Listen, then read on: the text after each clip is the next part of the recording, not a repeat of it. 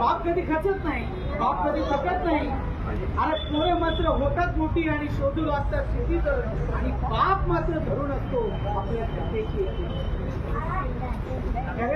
उभे आयुष्यभर एक एक गाडी करून सोबत असले आदरणीय असते.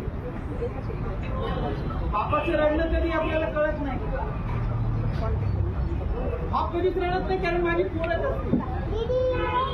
बापाला थांबण्याचं कधी नसतं, अविरत पळत असतो बाप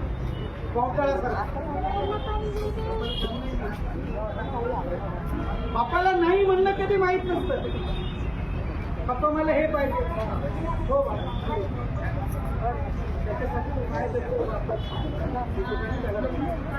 बापाचं जगणं, बापाचं वागणं आणि बापाच्या माझ्या पोराचं हे करायचंय, माझ्या पोराला MBBS करायचंय.